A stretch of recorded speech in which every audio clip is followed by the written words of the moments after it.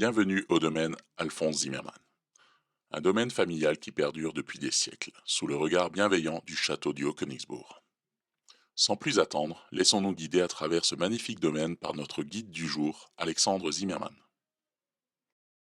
Alexandre Zimmermann, du domaine Alphonse Zimmermann. Donc, je suis ici sur le domaine depuis 2019 et 2020 étant mon premier millésime en cave. Donc, depuis 2020, c'est moi qui m'occupe de la vinification de la cave et l'élaboration des vins sur l'ensemble du domaine. Donc, du coup, on est un domaine familial depuis 1693. Je suis la 26e génération. Nous exploitons les vignes de Châtenois à Rochefoucauld et nous avons 18 hectares de vignes en haute valeur environnementale. On a deux grands crus qui est le Glockelberg à Rodern et le Prelatenberg à Kinsheim. Les vendanges pour tout vigneron symbolisent l'aboutissement d'une année de travail, de patience et, ces dernières années, de préoccupation. Pour le domaine Alphonse Zimmermann, elles sont aussi l'occasion de tisser des liens avec ses vendangeurs au fil d'une campagne qui s'allonge d'année en année. Oui, donc les vendanges, chez nous, c'est traditionnel, donc on est encore à la main. Donc toutes nos parcelles sont encore vendangées 100% à la main. On a 25 vendangeurs qu'on arrive à garder plus ou moins chaque année et c'est ça qui nous réitère à chaque fois l'équipe. Et après, à midi, on a un repas en commun c'est le restaurant Le Fief du Haut-Königsbourg qui nous fait les repas parce qu'il faut aussi une partie traiteur. Et donc, du coup, on mange tous ensemble et on goûte encore les, les vins de l'année précédente le midi.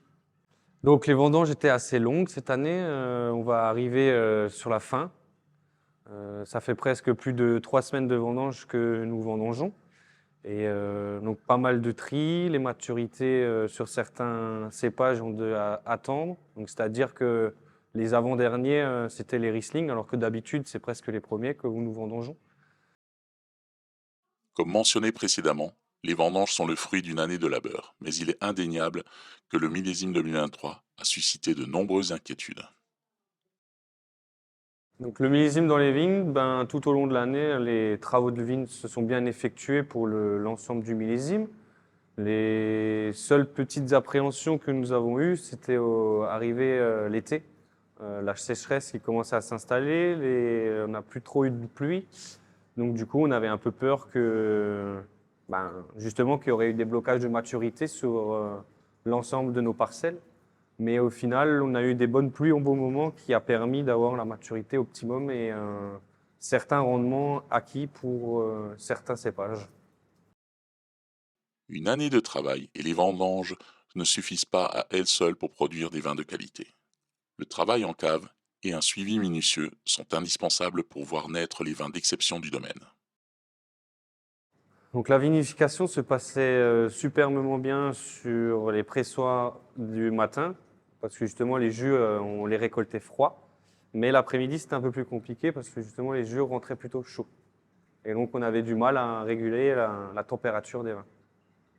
Ensuite, sur les vinifications, on est encore traditionnel, donc on utilise encore les fours en bois qui sont en bas, qui sont équipés aussi également de thermorégulation. Tous nos tonneaux sont équipés de ce système-là. Et la partie moderne, qui est la cuverie inox. 13,5. Nous avons commencé aux alentours du 14 septembre et les vinifications vont se poursuivre, on va dire, jusqu'à mi et fin octobre pour certains. Surtout les derniers qu'on va rentrer, qui seront les Gewürztraminer vendanges tardives, qui lui vont finir plutôt aux alentours de octobre, début novembre. Le domaine Alphonse Zimmermann illustre de manière remarquable comment la quête constante de l'excellence donne naissance à des vins exceptionnels.